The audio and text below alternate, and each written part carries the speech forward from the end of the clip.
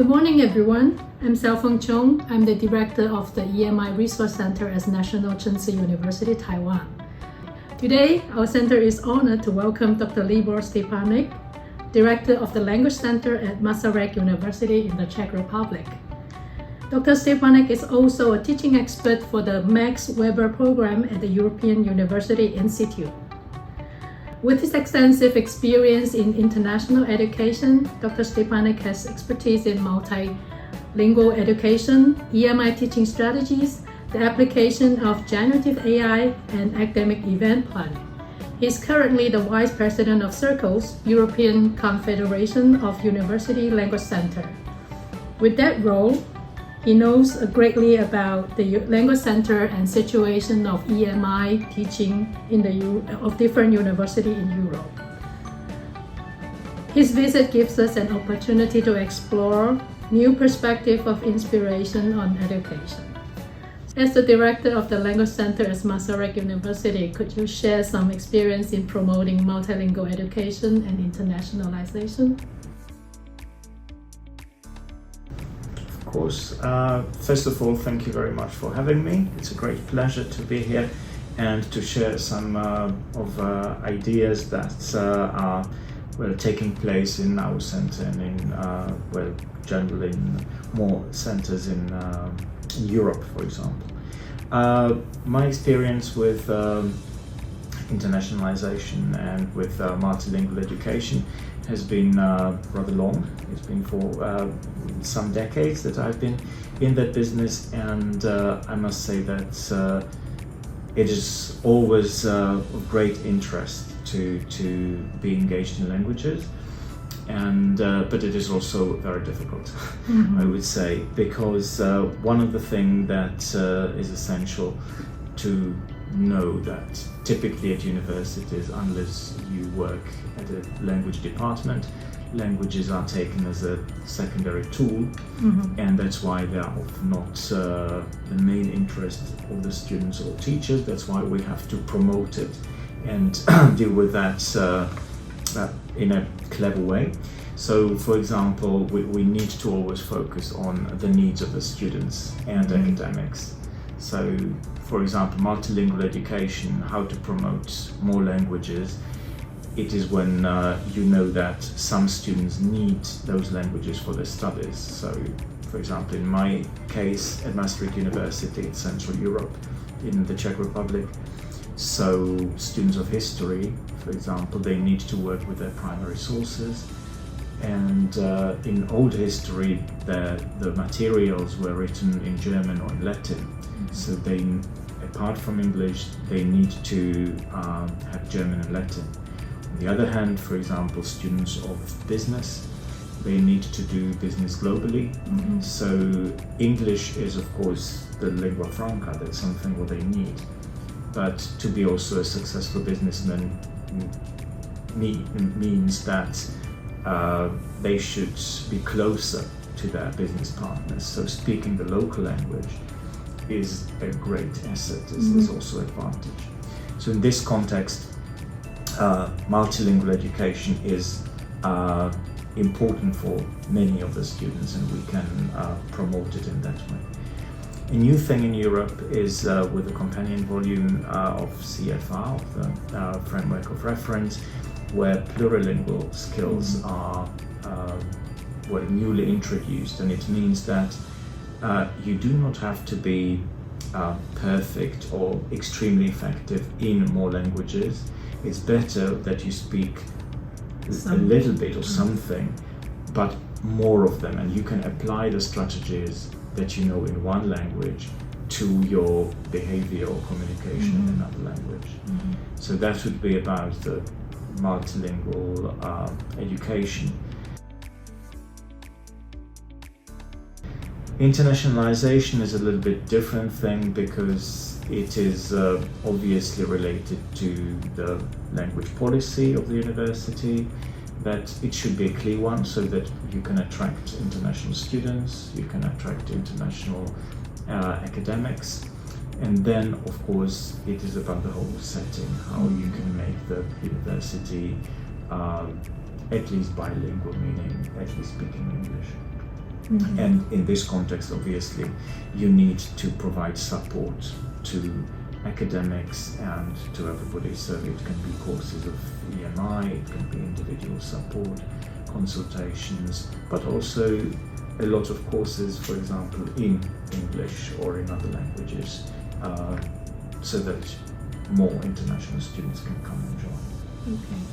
So have you encountered any challenges and how you overcome the challenges?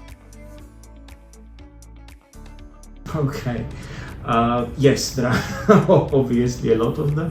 If I start with the internationalization, and I think that this is the big current issue, is the advantage of having one language used for everybody, which is English. But at the same time, there is this big threat that it will kind of dominate everything in research and in science in general. So, for example, what is happening now at many European institutions is that the language policies of the universities guarantee that terminology will exist also in the local languages. Because we know that, especially, for example, the new inventions or new theories are definitely presented in English, but if it is not also translated into local language, or the terminology is not in the local language, it would mean that the local culture intellectual discussion will not take place. So having both ways is important. Another thing is, especially now with AI, that a lot of sources are taken from what is on the internet. The internet is mostly English speaking, but we are aware at the same time of the fact that depending on disciplines, 40 or 60% of research is still published in local languages. So basically, if somebody is using only English sources, they are missing almost half of research that is taking place in their disciplines in the given country or culture of language. So this is one of the biggest challenges that we have. The only thing that we do is that we talk about it, and we talk to the university management. We try to persuade them that it is really essential to keep the local languages or more languages present in academia. And we also try to persuade the students that, for example, when you hear students that say, no, I, for example, cannot present my outcomes in my own language, I'm so used to presenting in English, then you can tell them, okay, but maybe then you're missing something, so you should be able to do both. What is the percentages of English and Czech usually in the classroom? In the classroom, okay, we have two different systems at universities. There is a Czech program and English International program. In the Czech programs, there is a rule that within the Czech-speaking courses, the students have to be offered at least one or two courses in English, but they are offered many more. So it is difficult to say what is the percentage, because the offer is relatively big, but the student can choose whether they will do more courses in English or not. But I mean, in one classroom, EMI classroom, so for example, what is the expectation of English use? Okay, so for example, at Masaryk University, when we talk about use of English, then we expect the bachelor level to be B1, the master level to be B2, and ideally PhDs should have C1 level. When we have international groups of students, as in Europe there are Erasmus programs, which means that the students exchange. Students are coming from different countries. Typically the B1, B2 level is something that is the most common used. And if you think of one class, for example, then it really depends on the disciplines, on the areas where we deal, because there will be some that are more internationalized and some which are really focused on local local knowledge, let's say. So, in supporting teaching and learning in multilingual environment, does the language center at your university have any specific measure or strategies? Okay, thank you for this question, because it is really important to have the support, as we already mentioned. So our language center, we have been offering let's say wide range of activities for the support. It always comes from the student needs, so we try to focus on students' feedback. And for example, when we identify that some teachers are getting feedback that suggests that they are not that good at EMI or that there are problems, then we recommend some either courses or some activities so that they could improve. All of that is voluntary. It is not that the teachers have to do it or the academics, but we offer this. And there is, as I said, a big range. So, for example, we can have an observation-based support. So we are invited to the class of an academic to observe his teaching or her teaching, and then based on what we see, we either recommend some course or we work with them individually. Or it can be also that, for example, a group of academics says, we have similar needs, could you help us in a certain way, and we come and help them. Or at the same time, we prepare courses, and it can be a year or one semester course or training where we try to be very practical. So, for example, they need to practice their micro-teaching in English.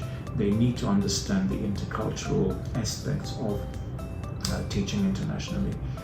And also we prepare summer schools, or intensive week courses, which are probably the most popular ones, because that's when the academics can really focus on the something else than their everyday situation. Of course, there will be difference that we have courses for students or early career academics that have no or very little experience in teaching in general or in teaching in English or internationally, and then we will have other type of courses, and that will be for academics who are experienced but they just need improvement.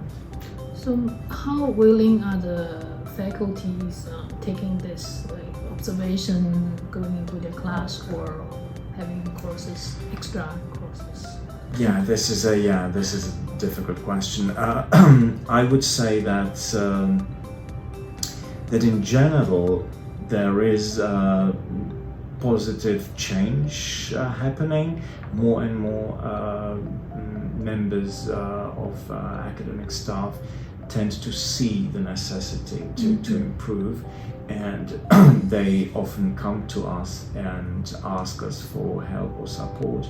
Or at certain faculties there are even some informal groups that tend to help one another, and then they, for example, come to us. At the same time, I must say that the reality is, from our perspective, not ideal at all, because the teachers who have, I would say, even bad feedback from students about their ability to provide good teaching, they often do not see that need, or are too busy to say, okay, I will commit myself to extra learning. So it can be complicated to persuade some people to do it on their own will, let's say. On the other hand, for example, working with the management of the department or the faculty, it helps because they can bring some incentives. So for example, they can give some free time for them to actually join the course or do the work on their either materials or communication. Or there can be financial incentive that, for example, if they finish or if they improve the feedback, that they can get some reward. So typically, when we know that somebody really should improve, then from our end, we as a language center, we encourage the faculty. On the other hand, we are in contact with the management of department and the colleges or faculties, and we try to tell them, look, you should also encourage them in different way. So does this work similarly for teachers and new faculty at the university? Yes. Theoretically, there should be a measure, a new guideline that says that every teaching staff member, so even if it is a researcher who is going to teach, or if it is an academic that teaches, they should go through some type of training, or they should provide some type of either certification or evidence of their qualities in teaching. So now I think that the situation could improve, because there should be a training even for those who don't have any experience, but also for those who need to improve. Okay. When you say you get feedback from the students, so do you do evaluation based on after course evaluation? Yes, there are more levels of this. So for example, Masaryk University as a whole, it has an automatic system of online feedback. So after the end of every course, every course at the university, there is a online feedback form that the students should fill in. Okay. And they should comment on many aspects of the course.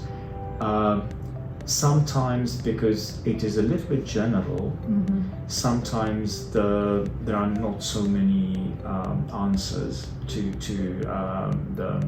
the courses. So a lot of teachers also create their own more detailed feedback forms, or they also, for example, have feedback sessions or other types of feedback forms. So for example, it can be a reflecting paragraph of the students on the course, and based on that, for example, at our language center, each individual teacher has to read all the feedback, reflect on that, and write a little report or comment to their superior, to the unit head. And then the unit heads discuss it with them in an appraisal meeting, and together they find out whether there needs to be done something, or whether some changes have to take place, and so on. So there is a lot of information coming from students as well. Yeah, you had involvement in several projects related to generative AI. Could you share some experience, and especially on how to incorporate generative AI into the classrooms? Okay. Well, yes, we can't avoid it. AI. Well, it's been everywhere, and obviously it has influenced our lives a lot. So I'm really lucky that I'm at the institution that understands AI as an opportunity. Masaryk University has a very open and responsible approach to AI. So we are actually encouraged to use it and to show students how to use it effectively in classes. And there are big differences whether we want in our classes to use the AI for making the learning more effective or teaching, or whether we want to, and within the discipline, or whether we want to show students how to actually work with the AI. So there are two different streams. The first one, for example, in our case in languages, it is relatively easy because it can be used in many, many different ways. Obviously, for example, with the use of chatbots, for example, we can make it much more effective for them to practice or speaking and conversation, because they can do it on their own in their free time. They do not need anybody else. For example, when we are in class and we want to go from very simple activities like ask AI for synonyms of one word, then it provides them synonyms with examples of their use. It is a matter of seconds, right? And then you ask the students, okay, so identify which of the synonyms are really useful in your field, and which you would use, which you would never use, and provide your own examples, for example. Or you can ask them to provide a text, so that they should write a text, and whenever they do not know, or whenever they are unsure, they can ask the AI about collocations. For example, they are not sure about preposition or a proper adjective that could be used. So you ask for the right collocations. Again, in this way they learn about more possibilities and they can move on. Or in like more complex way, they can, for example, write some type of text like individually, and at the same time the same instruction can be given to the AI. They can see the two results and they can compare and see, okay, here it is more effective or more interesting what the AI does, and it is what I want to keep as an author. So this is about language. If we think about how to use it, how to use AI, for example, teaching students how to write effective prompts, the instruction for AI is very important, because sometimes they ask the wrong questions, or they give the wrong instructions and are surprised with the result. So it is important to know how to write the prompts. So what advice would you give to teachers or students in terms of the use of AI?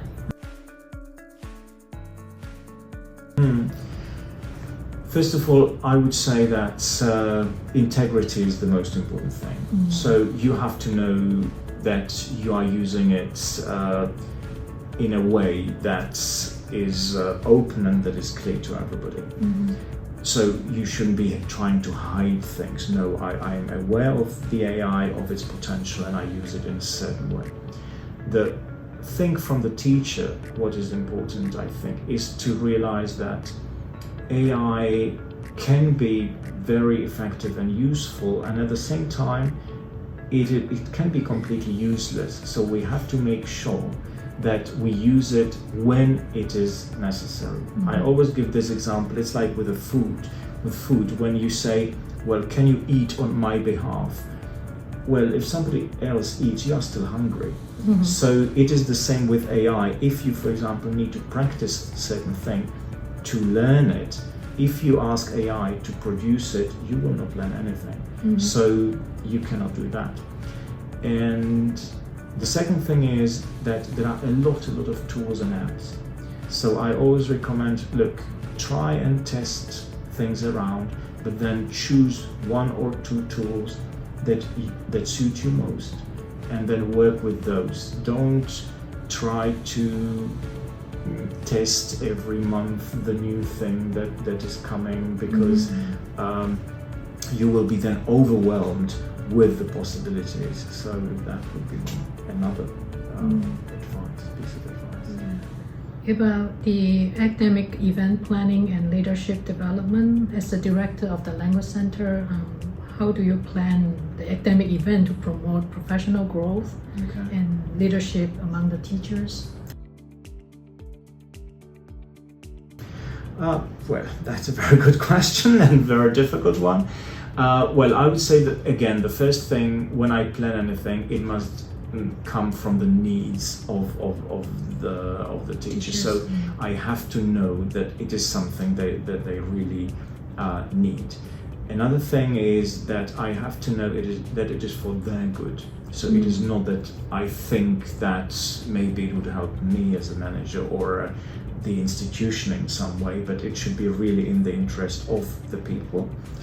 And the third thing is that it should always be realistic and flexible enough to be adjustable. So we have a plan, we try to do it, put it into practice, and then we realize it needs to be changed in a certain way. For example, last example, with the AI, I thought that it would be great to train everybody in AI use within this just finishing autumn term.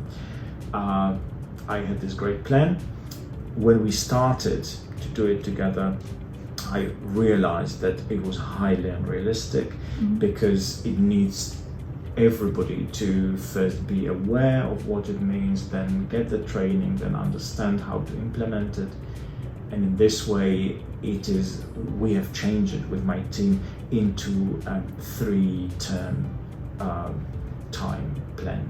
So from 1 term, we went to 3 terms because, again, being realistic means, yes, we have to go step by step. Or, for example, why it is good to always know that it is good for the people, because with every new thing, with professional growth, there is resistance because it is more work.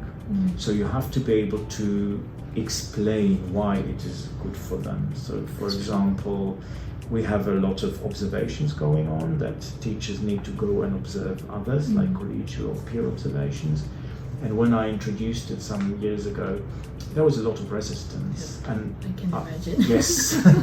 And because I truly believe that it should help them not only to learn from the other colleagues, but for example, when you watch somebody else, you realize what their strong points are.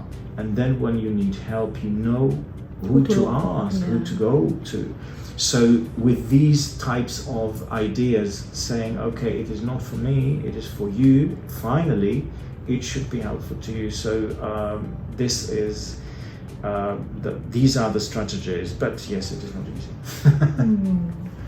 Okay, I think that's the end of the interview. Thank you so much for sharing, and your experience and advice are truly inspiring from promoting multilingual education, generative AI, EMI teaching practices to academic event planning. You provided us with meaningful insight. So thank you so much. Thank you. Thank you. Thank you.